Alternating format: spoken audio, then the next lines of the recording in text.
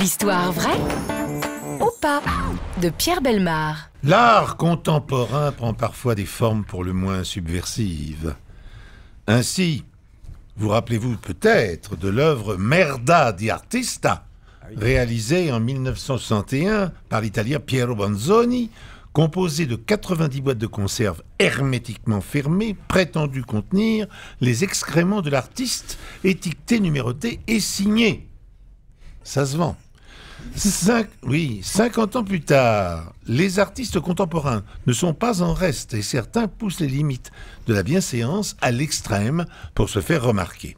En 2012, un Japonais de 22 ans, Mao Sugiyama, a ainsi organisé une performance qui ne fut pas du goût de tout le monde. Asexuel proclamé, le jeune homme proposait en effet à 5 convives triés sur le volet de déguster ses propres testicules ainsi que son pénis.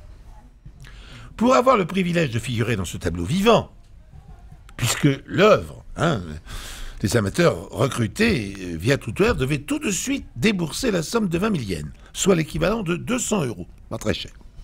Le jeune homme s'était fait retirer son appareil génital par un chirurgien en mars 2012. Il l'avait ensuite conservé au congélateur jusqu'à la date du dîner le 13 avril.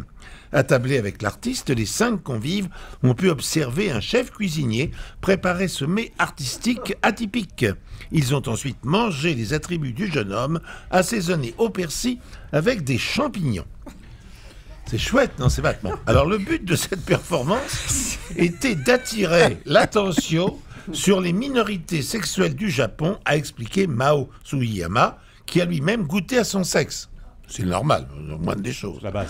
Le cannibalisme étant interdit au Japon, l'artiste et ses convives ont été arrêtés et jugés. Ils ont écopé de 5 ans de prison.